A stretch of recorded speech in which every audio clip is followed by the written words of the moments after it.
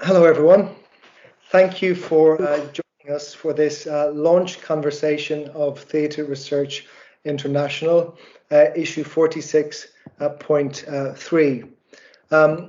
When I was preparing this issue and finalizing the entries, one of the strands that became clear to me among the articles was a thread of interest in feminist performance practice and female activism.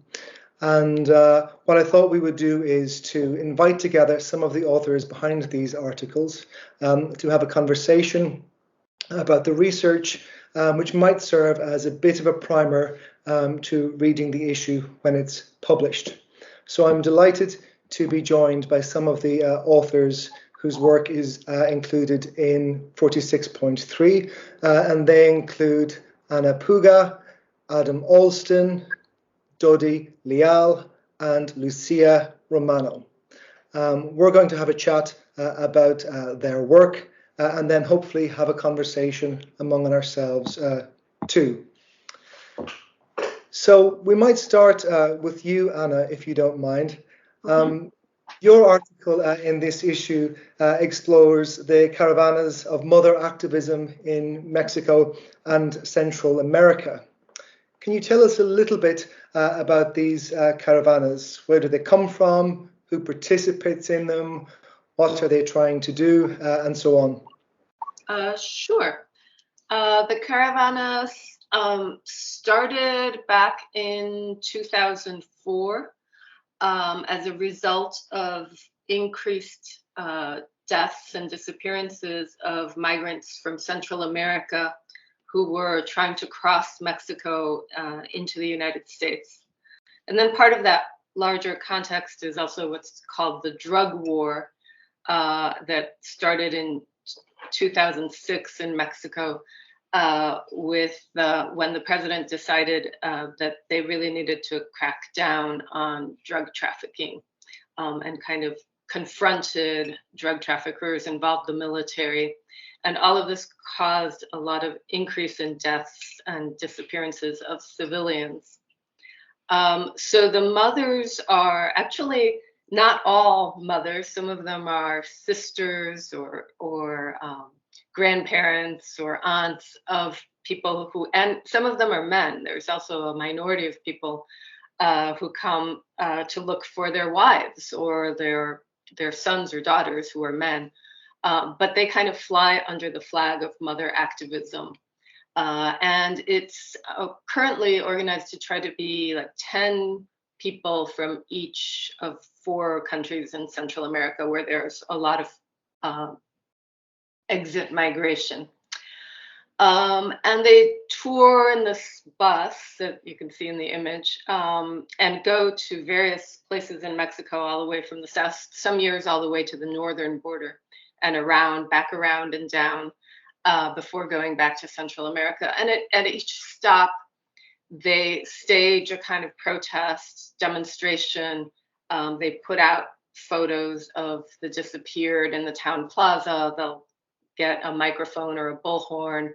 Sometimes they'll deliver testimonials about the last time I heard from my son. It was a phone call from this town, and this is what he said.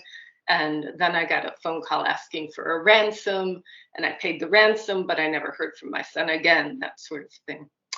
I think that kind of gives you a sense for now, yeah, of what they're about. And could you give us a little sense about the kind of the origin of the movement and the kind of the sort of the histories that they build on? Yes. Well, I think that this kind of what I've termed mother activism maybe has roots in the Plaza de Mayo in Argentina during the 1970s and 80s, when women started asking about what happened to their disappeared children under the Argentine military dictatorship. But that was a very different kind of activism because it was confined to one space. And I think it was more traditional in the sense that the women relied more on their traditional roles as homemakers, as nurturers, etc., who had been forced out into the public space almost against their will. And the implication was that as soon as this was over, they would go back to their domestic sphere where they really belonged. But I think that these women, first of all, most of them are working class. They're not middle class like the mothers of the Plaza de Mayo. So they were never really confined to the domestic sphere. Many of them have jobs in the informal economy. So they might be like making tortillas and selling tortillas, or doing domestic work for other people, cleaning other people's houses, that sort of thing. So most of them have experience being in public from the start. And I think the fact that they tour and move from place to place, physically, literally, makes them more, I don't want to say more active, because it's active whether you're protesting in a plaza or you're moving around from city to city, but it makes them somewhat more aggressive. Also, the types of places that they go to look for their children. They go to morgues, they go to prisons, they go to places where people have been forced into sex work. So they are a little more or different in the way in which they confront people. I mean, it's such a wonderful piece, this article. I mean, one of the things that struck me was just the kind of, the scale of it, and the kind of, the methodological challenges of trying to do this kind of research. It's literally a kind of a moving object that you're trying to track. Could you tell us a little bit about your approach to researching this material? Yes, well, in recent years, actually, one thing I should mention is that when the women first started coming to Mexico, it was just a few women, and they didn't have much in the way of economic resources. And so they would go to the southern border cities of Mexico just for a few days and then go back to Central America. And there was one woman in particular, Rosanelli Santos from Honduras, whose nephew had been disappeared, who was very active in those early days in trying to organize the women and bring them to Mexico. But in recent years, it's kind of been taken over by a Mexican organization, and they have gotten funding from a German nonprofit that's provided funds for these 40 people to come, to rent a bus, to pay for food and lodging for what's sometimes at least a couple of weeks, sometimes more like 3 weeks of travel around Mexico.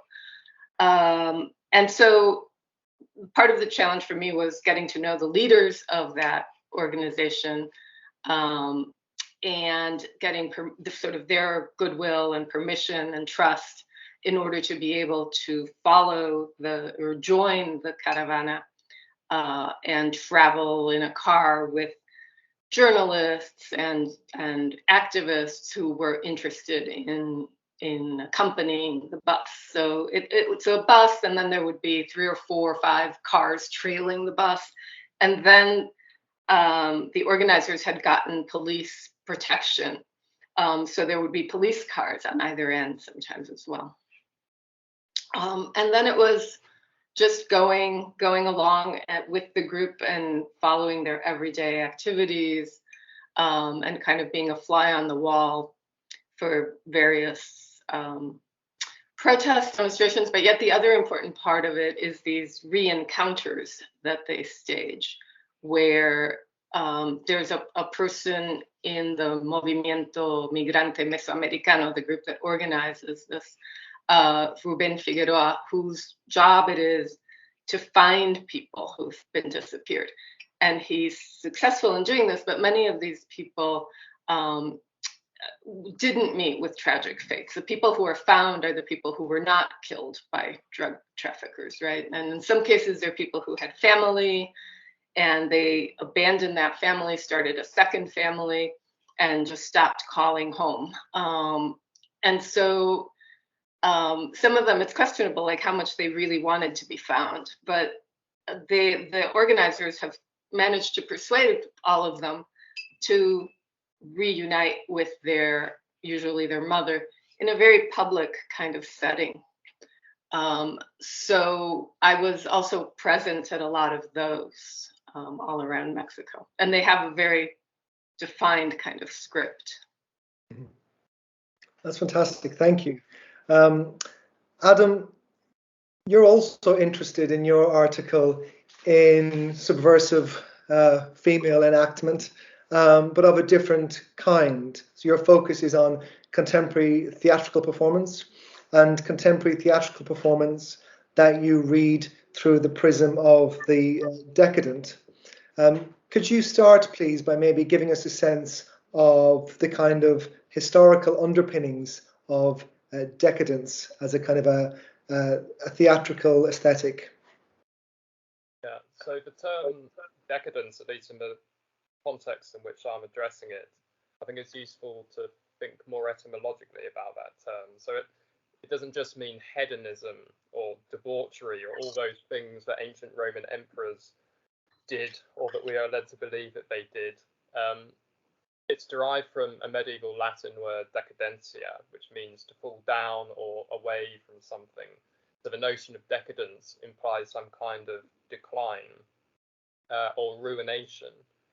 And that's, once that finds itself conjoined to uncommon pleasures, for instance, uncommon desires, uncommon sexualities, uncommon genders, that's where I think the power and potential of decadence might be located.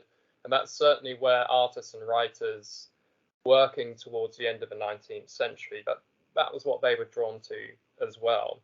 Here we might think of Oscar Wilde, for instance, and a play that is often folded into the bracket of symbolism, Salome from 1891. If we look at a play like that, we find at its centre a very powerful, ruthless femme fatale, Salome herself. And I think it's this figure of the femme fatale that I find myself drawn to, at least in the context of this article, in terms of how gender tends to be represented in decadent art and literature. Women fall into one of two camps. They're either a kind of hapless victim or they're a siren, a femme fatale. And it's this latter that interests me. So alongside Salome, we might find women represented as death, for instance, in Richild's Madame L'Amour, also from 1891, although much less known. Wild Salome tends to steal the limelight a little bit. And a couple of other lesser known examples might be Enoia by Jean Laurent from 1905, and Remy de Gourmand's Lilith would be another example too, from 1892. And incidentally, those two plays, we've just commissioned two translations of those, one of which is by Jennifer Higgins, who's going to be translating the Laurent, and the de Gourmand by Dan Revelato, and they'll be coming out in an anthology of decadent plays published with Bloomsbury in 2023. I think it's important to say from the outset, really, that women in decadent literature often find themselves falling foul of misogyny. This is certainly the case with regard to some of the best known playwrights associated with decadence, like Gabriele D'Annunzio, for instance, as well as all of the examples just mentioned, including Richilda, who once wrote an essay called Why I Am Not a Feminist. So it might seem quite problematic to turn to decadence as a means of understanding contemporary theatre and performance forms that we might identify as being in some way feminist. But I still think that there is some potential here to be found, and I'm not alone here. There's been an attempt to reclaim decadence in the study of craft and textiles recently, for instance, a book published by Julia Skelly called Radical Decadence, and also within literary studies. There's a fantastic special issue of a journal called Volupte, a decadent studies journal, called Women Writing Decadence, which builds on a conference held at the University of Oxford a few years ago. So there is this attempt to turn towards, oftentimes, these femme fatale figures in ways that really latch onto this ruinous connotation of decadence. And here we might think of how ruination itself might be turned against forces, hierarchies, powers, but are themselves ruinous. In other words, ruining what ruins. And that idea, which I'm borrowing from Sarah Ahmed, of ruining what ruins, I think really gets under the skin of decadence, as well as maybe giving us an indicator as to how we might approach decadence as the basis for a feminist practice. Okay, wonderful. Could you give us a little sense then of some of the places that you see kind of decadent aesthetics playing out in contemporary theatre, and what the kind of the modes, the theatrical or visual modes look like, and how they may differ or extend or challenge the decadent histories that you just shared with us? In many respects, the feminist theatre and performance makers that interest me most have a kind of punk aesthetic going on a bit. Here I'm thinking of work by, in the British context, Lucy McCormick. In the US context, somebody like Anne Liv Young or Nia Witherspoon. In the Brazilian and Swiss context, somebody like Ivy Monteiro. I think all of these artists share an interest in do-it-yourself aesthetics, but also in punk as an anti-establishment stance. And the other thing that's worth saying about all of these examples is they encourage us to move away, perhaps, from the notion popularized by Audre Lorde that the master's tools will never dismantle the master's house. They explicitly work with the master's tools in order to dismantle the master's house. But they do so through a process that I would frame in terms of over-identifying with misogynistic tropes in order to stretch them to a point of rupture or to a point of messy or exuberance excess. And this is particularly the case with an example that forms the basis of my own contribution to this issue, Lauren Barry Holstein, and a 2017 work called Notorious, which turns to the figure of the witch as a persecuted subject on the one hand, but also as a powerful femme fatale on the other. And she embraces tropes of monstrousness in order to appear as the nightmare of her oppressors. And it's that process of over-identification and the ways in which it can lead towards this trashy, messy, punky aesthetic that I'm identifying in terms of the decadent, or what we might call a decadent aesthetic that is thoroughly political. Is there anything else to say about that, other than to maybe link it back to that Ahmed notion of ruining what ruins before? I mean, that's been a very inspiring concept for me, that I'm not necessarily sure that Ahmed would recognize that turn of phrase as being in any way linked to decadence. But I think it can certainly speak to the kinds of politics that I have in mind and the kind of means that I think that these artists are working with in order to forward a feminist aesthetic and a feminist politics. That's great. Thank you, Adam. We might turn to you now, Lucia. Your piece very much takes on the longer history of feminist performance practice and theatre in Brazil, and also how education and the arts interact. Could you please tell us how access to education and the arts has impacted the current climate for women in Brazil?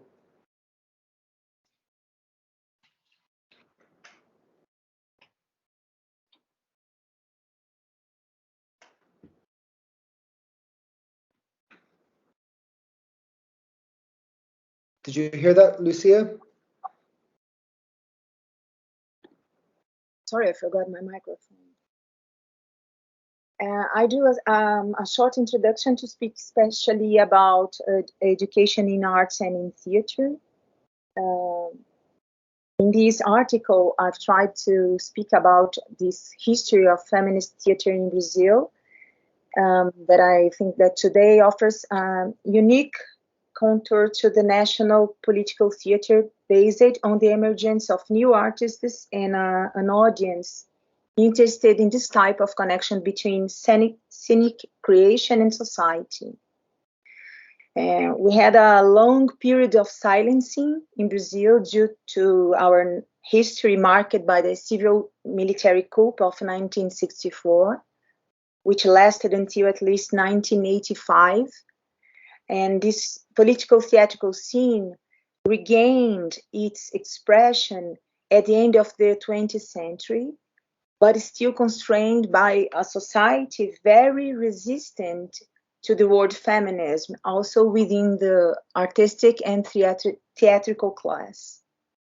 From 2015, in what was coined as a feminist spring in Brazil, feminism and feminist theater gained again space in the media, but in a struggle not for equal wages and rights in the social field, or for the revision of the forms of representation of women on stage, and for equality in creative relationships in the theatrical field, as occurred in other countries, but seeking to ensure that some achievements of women in civil society were not set back.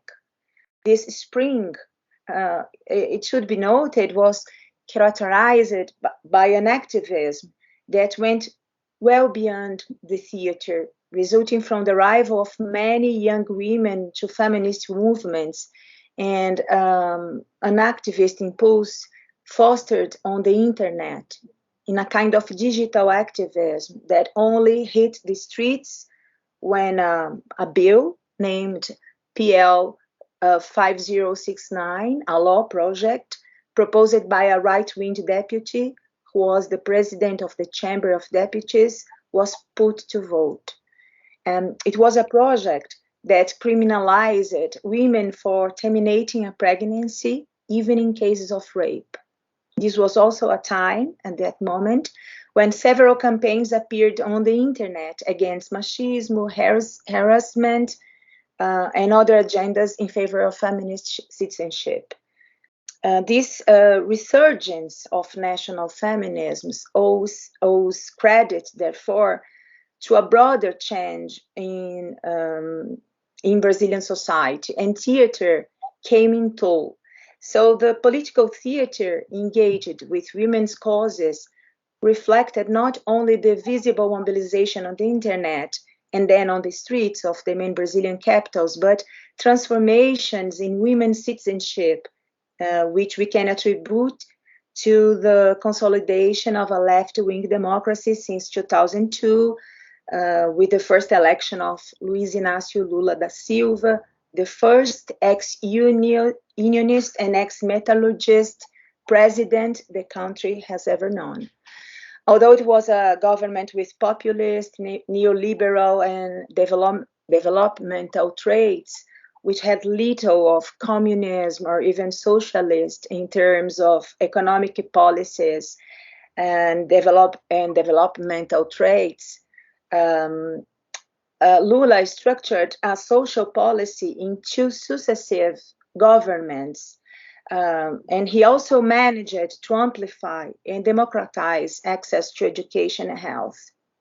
These measures outline some possibility of change in the articulation between classes in this country with a gradual transfer of income. A horizon of new possibilities for the less favored classes was seen to be potentialized in a resumption of the association of debates between class and gender, and between class, gender, and race ethnicity. And this benefited white, black, cis, trans, more or less affluent women and men. In addition to expanding women's scope of action in society, it became possible to place feminism in visibility and no longer a feminism in dispute with the struggles of the left, but in articulation with these struggles. This expansion of the role of women in society, in parallel with the social acceptance of the struggles around gender equality, was strengthened by the election of the first female president, Dilma Rousseff, in 2010, and she was re-elected in 2014. In addition to being a woman, the president had also been a member of a clandestine organization that fought against the military government and a former political prisoner during the dictatorship. Here we saw something new occur in terms of the Brazilian social imagination. Although in the election, she used the image of the mother of the nation, relating sensitivity and courage, her presence in the highest political position, was inspiring for other women in Brazil. In addition to the president, there were 10 other women in the first ministry with a similar profile to hers. When Dilma Rousseff was removed from the government through a very dubious impeachment process that started in 2016, it was this image of a women manager that received public attacks. What was highlighted in the speeches at the moment, for instance, against the president, was the fact that she was bossy, without the ability to communicate with the political peers of the other sex, lonely and irascible women. Certainly, it's a dispute that involves imaginaries and discursive and representational forms, elements that belong to the territory of theater. Feminist theater was much favored in this period, about 14 years, extending its aesthetic boundaries and finding ways to dialogue with problems that impact society. Within social movements, for instance, women's groups articulated and used theater as a tool against gender violence, in favor of the empowerment of young people in the periphery of the cities, in favor of a better relationship between men and women, in behalf of questioning stereotyped social places, and in defense of the right to choose, speaking about the destiny of their bodies. In the professional theatrical scene, many groups of young artists emerged who called themselves feminists without fear of being excluded for it. Female performers gained the stage, and other so-called sexual minorities were welcomed under the aegis of the feminist theater. If public programs still were not established directly to support a feminist production, the awareness of curators and programmers about the uniqueness of this production, nourished by the social experience of women, this was really transmuted. And this growth was also visible in the universities, where the number of postgraduate researchers more than doubled. Feminist theater themes also gained space in the theatrical research, in theater research, such as the scenic making of women, the history in Brazilian theater, the review of gender hierarchies in theatrical pedagogy and in the process of creation, or the poetics constituted in the questioning of fixed identity, among other issues related to gender studies. Lucia, can I just ask you about one of the companies that you mention in your article, which is the Capulanas Company of Black Art? Could you just give us a little sense of what it is that's particular about this company and the work that they do? Yes. What I just wanted to detach in this introduction is that the strengthening of the national feminist theater is directly related to the mobilization of Brazilian society towards a more egalitarian society, social horizon, which we could perceive from 2002 to 2016. When this occurred, it was even possible to review the apparent absence of a political theater focused on women's issues, which has been something that has been thought to us by the historiography of the official theater in the last 38 years. Of course, influenced by the programmatic erasure of minority struggles by the military government. I also hypothesize that this feminist theater is eminently intersectional, and that its growth led and paved the way for the resumption of a Black theater made by Black women and a trans or a queer theater made by non-binary subjects. The power of this movement is even more visible at this moment when everything is being dismantled by an extreme right-wing government who managed to capture circumstantial conditions to rise to power. And no wonder that the so-called gender ideology is one of the fronts of the struggle of the right in Brazil.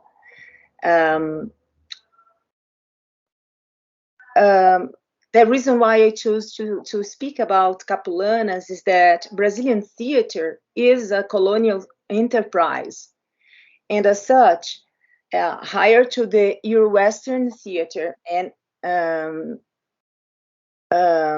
its values and its conventions. So it is a white theater, a heterosexual theater, a patriarchal theater, and so on. And Brazilian theater has also contributed to the epistemicide of other ways of thinking other than the one that gave prominence to this hegemonic subject, supposed a neutral subject who has been at the center of its way of functioning. So the experience of Black and white women that therefore are marked by different opportunities and by plenty of asymmetries that are part of our history of a former colony marked by the exploitation of the metropolis, sustained by the violence of slavery. In Brazilian theater, it has been the same way because we know a theater in which, for the most part, white men dominate, followed by white women in this pyramid where Black and indigenous women are in the most inferior position. These women have struggled to move the strata that oppress them. And as a white actress, a researcher, and a teacher, I am aware of my privileged position and the need to critically review my whiteness and the whiteness so the listeners are clear too. The Capulanas is an all-Black theatre. Is that correct? Yes, Capulana is a Black theater, but this was not the main reason why I chose to highlight the work of the Capulanas. In addition to my interracial empathy or female sorority, I see in the aesthetic quality, social commitment, and political discourse of Capulanas a living testimony of the results of that broader movement I referred to earlier. Indicating the mobilization of deep social strata of Brazilian society. The feminist theater they have been building has a radical historicity because it's not an aesthetic phenomenon of a political scene made by women that detaches itself from the urgency of our time. And their theater, in my opinion, reveals the relationship between center and periphery, between women and men, between white people and Black people, between ancestry and contemporaneity, as well as between culture and nature. It explodes these binary dichotomies and proposes a symbolic cure for them. It is in this way a form of protest as well as a form of refuge, a space of refuge. In resume, comprehensive introduction, Lucia. We need to move on to Dodi just because time is running out. Thank you so much for that. Dodi, can we just turn to you now for the last few moments? In your article, you explore the situation for transgender people in theatre and social and cultural life in Brazil. Could you start by giving us a bit of an overview about the situation for transgender people in the arts and theatre in Brazil? Right. First of all, I would like to thank you for this opportunity. It's a pleasure to be here with my friend Lucia, with who I edited this dossier about theater politics in Brazil today. And in my text, I talk about theater, trans people in theater in Brazil nowadays. And I need to show you a little bit about trans people in arts, our struggles in Brazil nowadays. For 13 years in a row, Brazil is the #1 on killing trans people in the world.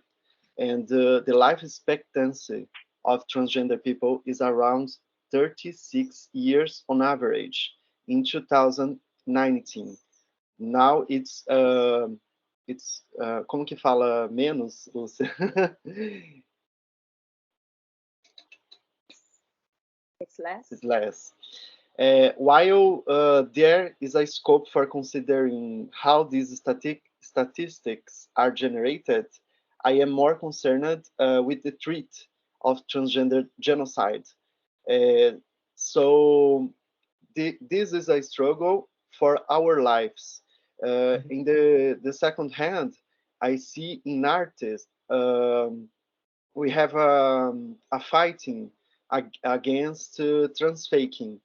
Transfaking is a practice not only that describes when cisgender people work on productions about transgender experiences, but transfakers are also those who research or make their career on works about trans people. In Brazil, the most frequent ones are journalists, psychologists, and lawyers. In Brazil, we call transfakers because even though they are not actually pretending to be trans, their discourse contributes to our objectification. So this is caused not only by these transfakers not interrogating their own cis issues as part of this crisis, but mainly because they use transgender people to make them feel safer in their gender identity. So our struggle of trans people in Brazil, even in arts or in life, it's very difficult because we need to struggle to be alive. For me to be here today and researching, doing my work in university and writing, it was very difficult to superate these expectations. That's why I call trans danger. That's a concept I created reading Paul Preciado and the concept of bioterrorism, gender bioterrorism, that for him, it means the expression that refers to techniques in which abject bodies fight against the closed system of gender biocodes.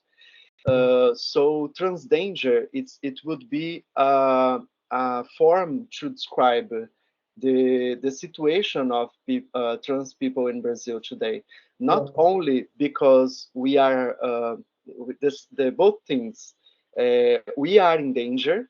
Trans people are in danger in Brazil, but also we are dangerous. Adam talked about decadence in feminism, and I would say that trans people are always being the garbage and the decadence and the dangerousness of society. So when we get into the theater production, we also change the means of thinking and conceiving theater art. That's wonderful, Dodi. Thank you. So it's a pretty dire situation in many respects, a difficult situation, a hard situation in Brazil. But is there a kind of a performance that you have seen or that you discuss or accompany that gives you hope for what might be possible for positive change? Yes, in this text, I talk about three theater plays: Ofélia, the Fat Transaction, As Três Uiaras de Aspecite, e The Gospel According Jesus, Queen of Heaven. In this three theater play, we can see hopeness because we are talking about our own experiences and we are at the scene. so we can be more fair with our struggle. And I would like to show you another pictures that are not in the number, the issue of 3. Can I share the screen? Let's see if we can do that. We don't have much time left, though, so let me see if we can. It's another example, because this it's an example of let's see here, of a transgender person, me, being a curator. How can we say curator in English? Is it right, Lucia? Curator. Okay. So this is Sarah. Do you see there? This is Sarará Trans. It's a theater show we made here in Bahia and also made in São Paulo in MIT, International Festival of Theater in São Paulo. That was again to put together too many theater trans artists, and it was very nice. This is Calil Piloto, my master in supervisor here from Bahia, and he is the concept. He's a trans man, and he conceived Sarará Trans and brought to São Paulo. This is Erika Malunguinho, our deputy in the state, our first trans deputy in Brazil. And this is a place of resistance, when trans people can do this art and also be heard. This is Rosa Luz, that in her songs, she fight against Bolsonaro and also all the government we are having. So Sarará Trans, it's a place for mostly for Black trans people in arts, and also is friendly with cisgender Black people and trans white people that can unite forces to change society and guide the other social movements as feminists, as LGBTQ plus, and other social movements of class to change society from these perspectives. This is Jean from Federal University of Southern Bahia, where I teach. He is also a singer. And that's it. I would like to show you a little bit of our work, and we really need to spread it to the world, because we are doing here a very deep transformation in arts. So I think all the struggle we are doing, it's like a denuncia. I don't know how to say this in English, so that's it. Thanks. Thank you for sharing all those with us, Dodi. That's wonderful. I'd like to offer you the chance to ask each other some questions, if you have any. Does anybody have a question they'd like to ask in the couple of minutes that are remaining?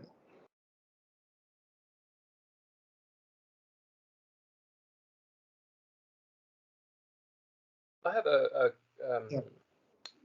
question for you, Anna. It's just I really enjoyed your article that you shared prior to this discussion. I thought it felt important, and one of the things that really struck me about that was the ways in which the participants were turning to the saint and to practices of devotion in an explicitly religious framework. But it seemed that the participants, regardless of their own religion, were okay with getting on board with this. And I'd like to hear more about the diversity, the religious diversity of those participating, and what your sense was of how they took up and ran with these kind of devotional tropes and figures, because it just struck me as being really quite fascinating. Yes, well, evangelism like Christianity, Protestant Christianity has made huge inroads in Mexico and Central America in recent decades, and yet I think Catholicism still predominates, and predominates in the imagination of the organizers of this caravan.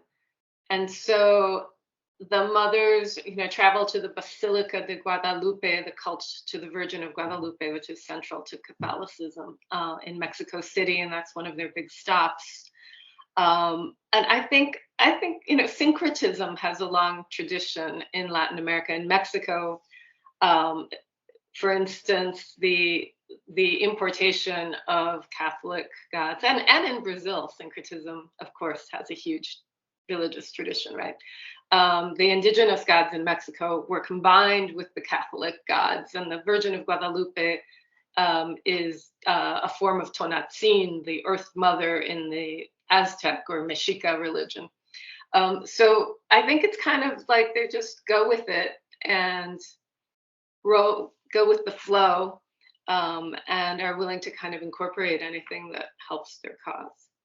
I was very interested in the ripping apart of the octopus in your article, Adam. I don't know if you have anything else to say, but I had a very visceral yick reaction to that. I might not speak directly to the octopus necessarily, just because I wasn't that much.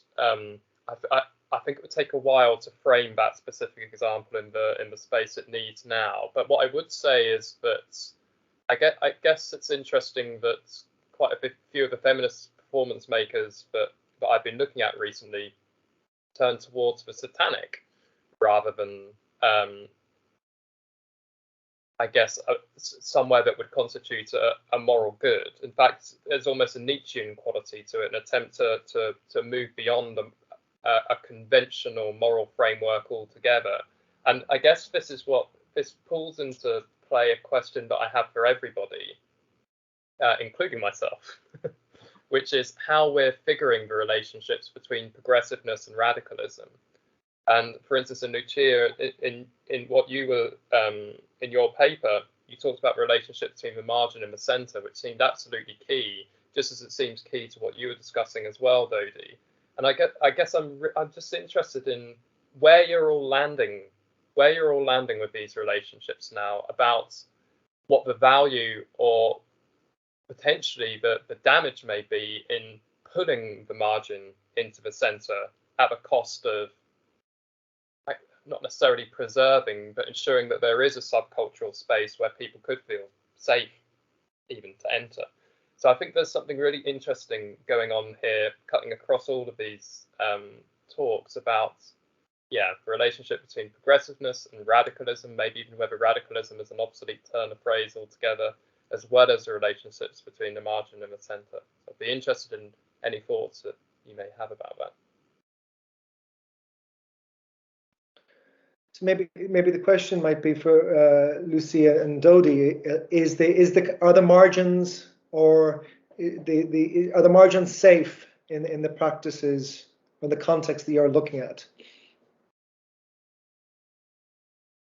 I try to be very quick.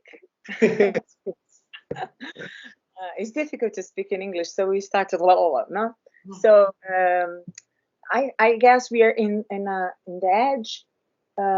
We have a huge problem in Brazilian society, and theater is a space that's being very much attacked. This government hates artists, and they hate trans people, and they hate women, they hate feminists, and they hate indigenous people. So we are really in a very dangerous place because we are who we are. And there's a huge advance in the disconnection between religion, traditional religion, and military power, and this idea of taking away something that was very bad in their opinion in Brazilian society, that is left-wing movement. So we are everything that they don't want. And this is not about the person who is in power. This is about something that was under Brazilian society, and that's why I think it comes from slavery, it comes from the colonial history that we have. So we are really in danger. I'm not so hopeful that we will manage keeping on doing this theater that has changed the face of Brazilian theatrical production in the last, let's say, 18 years. I think we are losing everything, and it's a moral attack, and it's also an economic attack. That's why in my paper I try to envision a very concrete in these indices, very concrete signs to speak about this economic attack. And this will, I cannot say that this will kill Brazilian political theater. This will kill off production because we are alive, and we have been learning how to survive in very restricted situations. But we will lose a lot, and we have really to fight and to say what we reached, like the work of the Capulanas and plenty of other groups, and just to say to people, this was happening because we had a social change. And that's that. Lucia, could you help me translating, please? Of course. Eu gostaria de falar em português agora. Dodie is saying that she would like to speak in Portuguese now. Porque tudo que eu apresentei é tão delicado. Because everything she showed is so delicate. E eu tenho receio de que coisas podem ter ficado perdidas por conta da minha dificuldade com o inglês. And she's afraid that a few things may be lost because of her difficulty with the English language. Me parece que a arte, ela pode salvar, mas ela pode matar. It seems to her that she can save her and she can kill. What do you mean, she? By she? Arte é perigosa em si. Oh, I see. She says that art is dangerous by itself. E a gente pode, de alguma forma, encontrar caminhos de proteção com a arte, mas, ao mesmo tempo, em nome da arte, já se matou muitas pessoas. And she says that we can find ways of expression through art and places of refugee, but also art also killed lots of people. E me parece que é sempre um processo crítico e de criação trabalhar com artes, principalmente quando a arte ela é atacada. It's also always a critic process and also a creative process to work with art, especially when art is being on attack. Então, estar vivas e fazer arte hoje no Brasil, para todos os corpos não hegemônicos, é uma forma de denúncia e resistência. So doing art in Brazil nowadays for all the bodies that are non-hegemonic bodies, it's a place of danger and also a place of resistance. That's it. Thank you. Thank you, Dodie, and thank you, Lucia. Thank you, Lucia. This might be as good a place as any to end because we've kept you all for a very long time. And I think we've given listeners more than enough insight into what to look forward to in your individual articles. Thank you so much for coming to speak to me and to each other today. Thanks for your articles too, of course, and perhaps especially for labouring through them in English, in text, and here today in speech too. I think we all very much appreciate it. Thanks, everyone. Bye-bye. Obrigada.